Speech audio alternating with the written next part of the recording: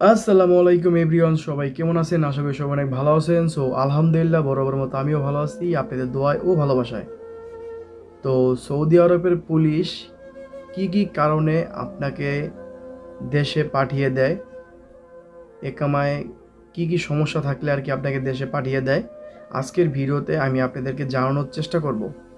তো চারটা কারণে মূলত, যদি চারটা সমস্যা আপনার একামায় থাকে তাহলে আপনাকে সৌদির পুলিশ ধরার পর আপনাকে দেশে পাঠিয়ে দিবে। তো প্রথম যেই কারণটা, আপনার একামায় যদি হুরুপ থাকে তাহলে আপনাকে সৌদি পুলিশ যদি আটক করে, আটক করার পর একামা চেক করার পর যদি একামা হুরুপ থাকে তাহলে আপনাকে সৌদির পুলিশ বাংলাদেশে পাঠিয়ে দিবে। এটা হলো 1 নম্বর কারণ।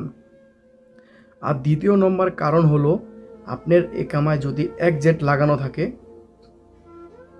যদি আপনার কফিল যদি আপনাকে একজেট লাগিয়ে দেয়, যদি আপনাকে সৌদির পুলিশ আটক করে তারপরে আকামা চেক করার পর যদি দেখে একজেট লাগানো, কারণ একজেট লাগানো মানে আপনার কফিল কিসের জন্য একজেট লাগাইছে, আপনাকে বাংলাদেশে পাঠানোর জন্য।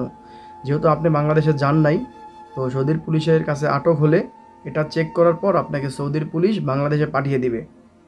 আর এটা হলো তৃতীয় দ্বিতীয় নম্বর। আর তৃতীয় নম্বর মূলত, আপনি সৌদি আরবে শ্রম আইন যদি লঙ্ঘন করেন, যদি সৌদির পুলিশ আপনাকে আটক করতে পারে। এই তো শ্রম আইন কি? শ্রম আইন হলো, আপনি যেহেতু সৌদি আরবে একটা সৌদির আন্ডারে এসেছেন, যেটাকে আপনারা কফিল বলেন। তো যেহেতু কফিলের আন্ডারে আপনি এসেছেন, তো ওই সৌদির আন্ডারে যদি আপনি কাজ না করেন, যদি বাইরে কাজ করেন বাই চান্স, কারণ সৌদির পুলিশ আপনাকে সব দিক দিয়েই ধরতে পারে। আর পুলিশ ভালো হলে অনেক সময় আমার সমস্যা থাকলেও ছেড়ে দেয়। আবার পুলিশ খারাপ হলে, ভালো হলো, আপনি যদি শ্রম আইন ভাঙেন আপনাকে দেশে পাঠিয়ে দিবে। তো শ্রম আইন হলো কি, আপনি যেহেতু আপনি সৌদির আন্ডারে কাজ করেন না, বাইরে কাজ করেন, আপনি সৌদির পুলিশের আছে যে আপনি তাকে, ওই লোককে ধরে দেশে পাঠিয়ে দেওয়ার আছে। তো আপনি যেহেতু সৌদির আন্ডারে কাজ করেন না, আমরা প্রত্যেকটা বাঙালি, বেশিরভাগ বাঙালিই এই জিনিসটা করি। এটা সব দেশের লোকেরাই করে। আপনি যেই কফিলে আন্ডারে আসেন ওই কফিলের মারফতে কাজ করেন না, ওটাকেই শ্রম আইন বলে।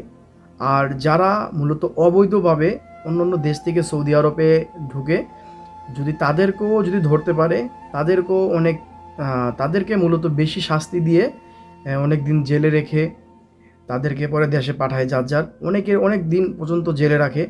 আর মূলত কাদের কাদের একামায়, যদি আপনার একামায় এক্সপায়ার থাকে, আরেকটা কথা, যদি তো আরেকটা কথা, যদি আপনার একামা এক্সপায়ার থাকে, যদি আপনাকে সৌদির পুলিশ আটক করে, বর্তমানে বেশিরভাগ ক্ষেত্রেই আমি দেখছি কিংবা অনেক শুনছি যে যদি আপনার একামা এক্সপায়ার থাকে, যদি সৌদির পুলিশ আপনাকে আটক করে তাহলে আপনাকে ছেড়ে দেয় তারা। সেটা কিসের জন্য সারে সেটাও আমি আপনাদেরকে বলি। তো তারা ভাবে কি, আপনার কাছে টাকা নাই, কিংবা আপনার কফিলের ঝামেলা হয়েছে, কিংবা কফিলের কোনো সমস্যার কারণে আপনার একামা বানিয়ে দেওয়া হয় নাই কিংবা বানিয়ে দিবে। তো এই জন্য আর কি তারা পুলিশ ছেড়ে দেয়। আর আর যদি আপনার একামায় মামলা থাকে, যেই কয় টাকারে হোক না কেন, সেটা 1 টাকা, 2 টাকা, 5 টাকা, 10 টাকা, 1,000, 5,000, যেই কয় টাকার মামলায় থাকুক না কেন, মামলা যদি আপনার একামায় থাকে তাহলে সৌদির পুলিশ আপনাকে কখনো ধরে তারা দেশে পাঠাবে না। এটাও আপনি নিশ্চিত হন যে আপনাকে সৌদির পুলিশ কখনো ধরবে না, ধরলেও দেশে পাঠাবে না। কারণ এই মামলা যত পর্যন্ত আপনি না করবেন, সুরাহা না করবেন, তত পর্যন্ত আপনাকে সৌদির পুলিশ দেশে পাঠাবে না। এটা হলো সৌদি আরবের সবচেয়ে বড় আইন। এটা সবচেয়ে বড় একটা কড়া একটা আইন।